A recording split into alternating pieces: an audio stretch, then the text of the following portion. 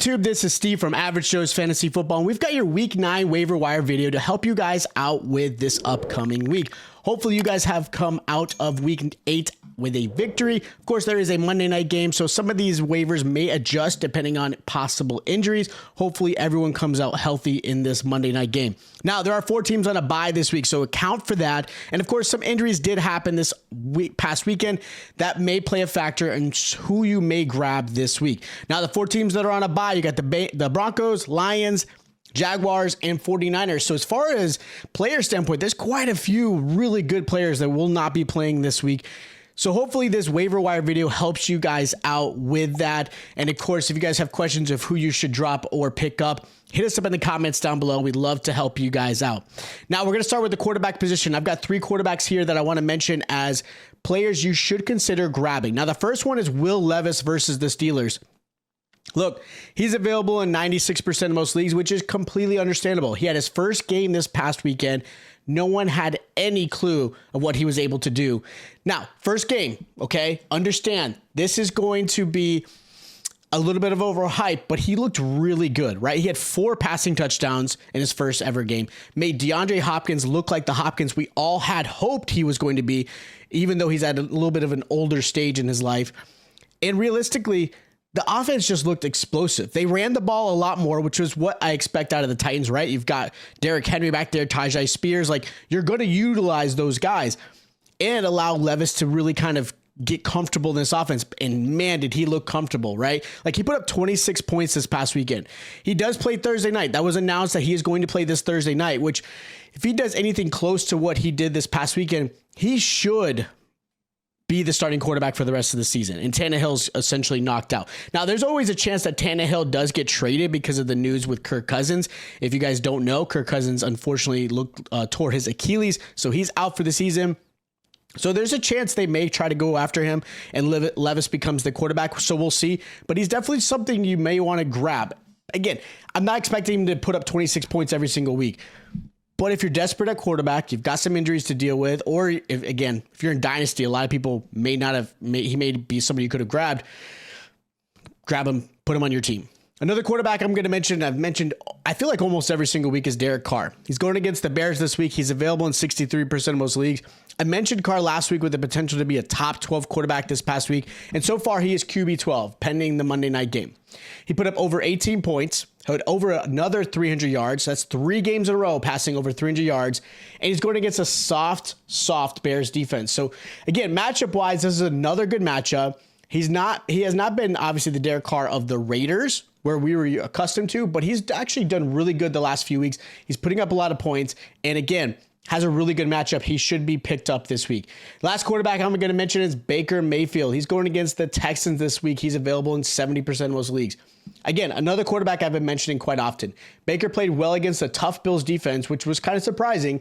He played very clean, 0 interceptions, and he even kept them in the game until with the potential game-tying Hail Mary that we all have our opinions on that one.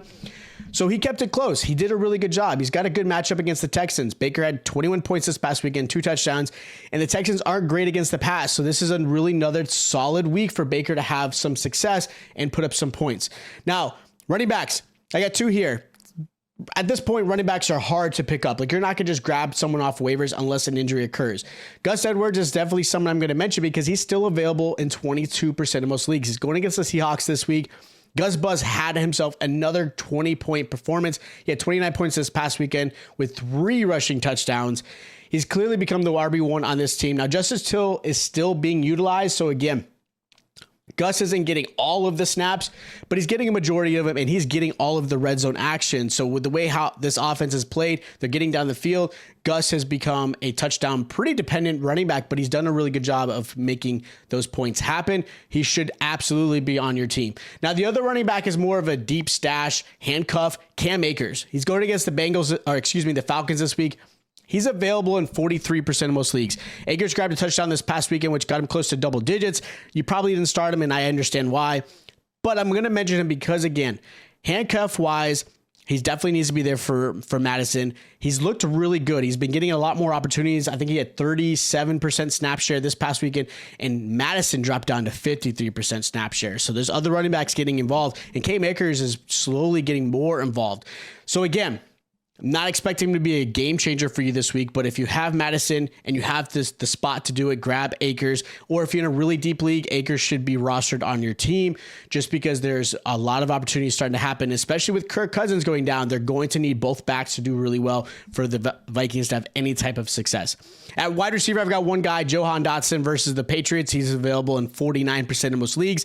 Dotson finally had the game most had expected for him this past season. He had 10 targets, 100 yards in the air, 1 touchdown. Like, his value definitely increased when Curtis Samuel went down with an injury. I don't know the real extent of this injury to Curtis Samuel as of yet, but Dotson had the potential. Like, we all talked about him before. I mentioned Dotson as someone who definitely was a touchdown dependent receiver last season, but he had the potential to be that big game player opposite of Terry McLaurin. I still believe in him, but his value just isn't quite been the same. But if you're desperate, you need a wide receiver to fill in for these bye weeks or injuries, Dotson's definitely worth a grab.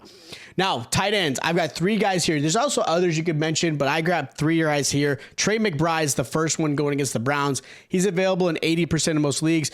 Now, we still have another week of Josh Dobbs at quarterback, but with that said, McBride went off with him, right? He had 14 targets, 10 receptions, touchdown as well. Like, he really filled in that Zach Ertz role where Ertz was getting plenty of targets his way. And McBride just smoothly moved right in and did exactly what Ertz was doing, which was getting plenty of targets, plenty of receptions.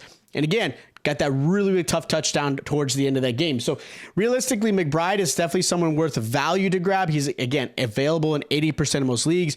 He does have a tough matchup in the Browns, and we'll talk about that start and sit video later on this week, but I like him as a good waiver. Another tight end / quarterback, if you want to call it, is Taysom Hill versus the Bears. He's available in 65% of most leagues. Hill's had another solid week in the season high 22 points this past weekend. The week before, he had double digits. The week before that, he had double digits. Like, he's been on a hot streak this past 3 weeks. He had 2 rushing touchdowns on 9 carries, and of course, still has some value in the passing game on the gadget plays that they do. He can catch the ball. Like, he's definitely utilized all over the field, and this team is still using him. Like, when the whole transition of the quarterback, the coach going from, Sean Payton to Dennis Allen, Taysom Hill's skill set really hasn't changed, and they're still utilizing him, and they're actually utilizing him a lot more recently. Now, the only thing I don't like as a Kamara owner on a few of my leagues, he has those rushing goal line touchdowns. That does affect Kamara a little bit, but Kamara still looks really good. I don't think it's going to affect him enough, but it's still something to think about. But Taysom Hill definitely should be grabbed and put on your roster. And of course, I'm going to say that everyone's going to grab him. He's going to play, and he's going to put a dud, and everyone's going to yell at me, but I'm okay with that. Now, the last tight end I'm going to mention is Dalton Kincaid. He's available in 29% of most leagues. Going against the Bengals this week, Kincaid, as the tight end 1, showed why he was drafted so early this past spring. Kincaid had 17 points, and the week before that, he had 15 points, and a lot of it contributed, obviously, Dawson Knox being out. Now, Knox isn't out for the full season, but he is out at least the next 3 weeks, which really puts Kincaid in that tight end 1 role. And it shows why, right? Like, he's very, very heavily targeted. He's definitely more of a wide receiver body type, but again, big guy, right? He's a good goal line option. He's really a third option behind Gabe Davis and Stephon Diggs, but I really like him here. Kincaid definitely is going to get a lot of targets in this passing offense with Josh Allen and the Bills. So again, should be on your roster. So those are my week 9 waiver pickups. If you guys have any questions of who you should pick up, maybe your trade deadline's coming up as well, think about us. Ask away down in the comments down below so we can help you guys out. Also, don't forget to follow us on X and Instagram. We have those parts of the videos where we're going to drop some hints, injuries, all that fun stuff. So again, make sure you guys follow us on those social platforms as well. If you guys enjoy the content, make sure you guys hit the like button. Don't forget to subscribe and hit that notification bell. I'll check you out.